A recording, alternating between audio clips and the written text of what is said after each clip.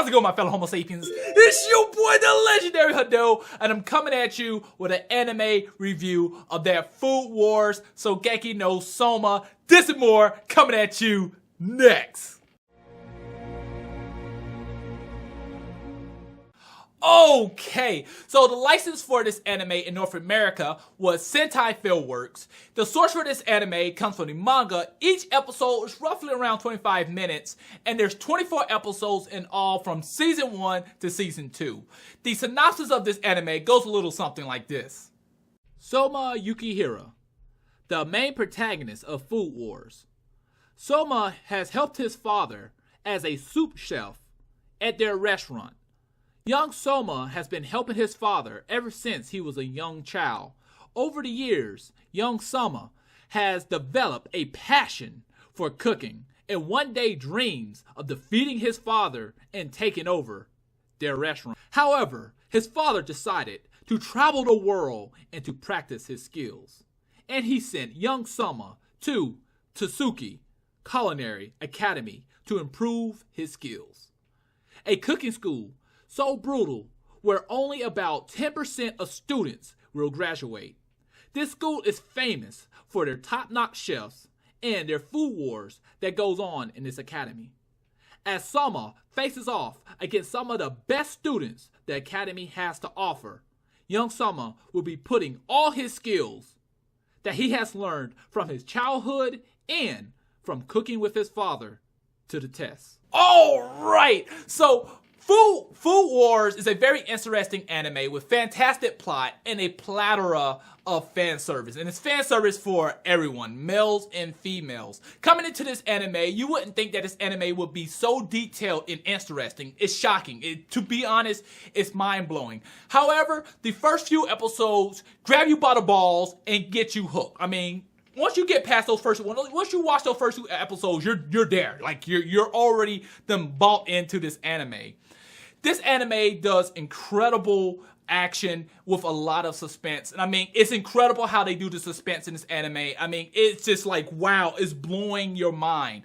And not just that, when you take time to think about it, this anime is about cooking. How interesting can this anime be? But the truth is, you're going to be sitting on the edge of your seat watching this anime like, oh my goodness, you're going to just be mind-boggled. You're just going to be mind-blown sitting there watching this anime. I mean, this anime has you so hyped up. It has you so crumped. I mean, over the smallest things. Like the dude, he'll pick up some pepper and he'll throw some pepper. He'll just sprinkle a little pepper on there. You're like, oh my God. He picked up the pepper, my nigga. He picked up the pepper. And then his opponent's like, oh, he has that look in his eye. Then his opponent goes and he throws some spice on his. You're like, oh no, this nigga threw some spice on it. It's that crump. Like you're so hyped up. And if somebody who didn't watch the anime hear you like yelling and screaming and this fangasm, like, he picked up pepper. Like, what's going on? Like, pepper. You know what I'm saying? Like, the anime is just that hype. You know, you're just this mind boggle. You're just mind blown. Now, I will say this much. When I start watching this anime got me so hyped up and motivated. It had me in the kitchen burning up stuff.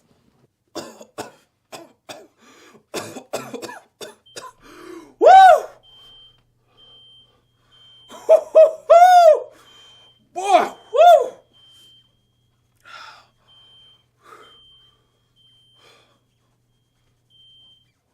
Order up!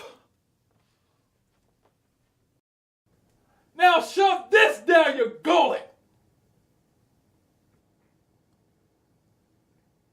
Man, what the hell is this?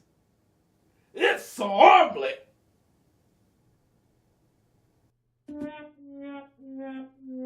So what I want to do here is focus on some of the things the anime did very, very well, and then some of the things that I felt like the anime didn't do well. And the first thing I want to talk about is the main protagonist, Soma. And Soma, when you first see this character and you see him actually coming into the anime, he seems kind of like a character that's overskilled, overpowered, whose skills is just really, really incredible. but at the same time, they leave him with room to grow. And that's something I really love about the character. Not just that, even though he seems overskilled, there's many other people at this academy that's far more skilled than him. He's not just a character that can just defeat everyone. There's actually people that can beat him.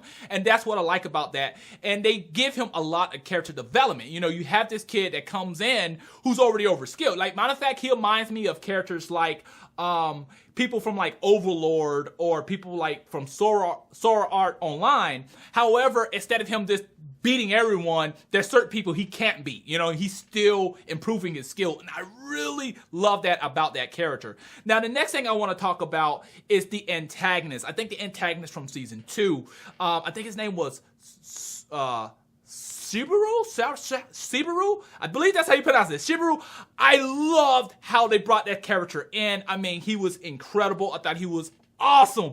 He felt like a true antagonist. I mean, when he was on the screen and he was just provoking people and he was causing people to do food wars and he was taking their utensils for cooking, it was incredible. He felt like a threat. And I love how they did that. He looked different. He looked kind of rough around the edges. And I love how the scene changed once he comes on the screen. Once he starts causing trouble, you knew he was bad news. You knew that bad things was going to happen. But at the same time, they had that community relief where there's one point where he chains up his, like he gets off his bike and he chains up his bike. He takes like 5 minutes chaining up his bike and he's like, I don't want nobody steal my bike. You know, like, you know he's a bad guy.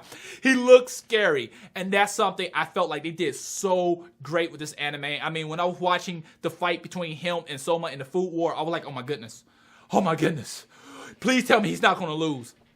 But the antagonist was incredible. Now what I want to do is kind of move on to things I felt like they didn't really do well with this anime. And I'm going to go back to the antagonist. Where in season 2, we had that one antagonist that was really hardcore, that really felt threatening. But not just that, you know, that antagonist that really caused a lot of problems that I really liked. There wasn't really others, you know, no other antagonist really stood out. Most people pretty much came in disliking Soma because he worked at a small diner and, you know, they try to cause him problems, but it wasn't really antagonists. You know, they were just people that caused him problem. He ends up defeating them in a food war, or he ends up out cooking them like meat or something like that, and they end up becoming friends. You know, they end up becoming part of his group. So if there's anything I would like them to change in Food Wars or to improve in Food Wars is to create more antagonists like Subaru. You know, Subaru was a threat, and I love that. You could say like God Tongue, but really she's not really like an antagonist right now. She's just like this stuck-up girl who really just doesn't, you know, look at this dude and respect this dude. But overall, this anime was incredible. It had action, it had fan service, it had suspense, and how they do suspense is just, oh my goodness, it's so good. After this anime, you're left feeling like you want more, you're still hungry, you just want to watch more. Matter of fact, it even motivated me to start looking a little bit at the manga. It was incredible.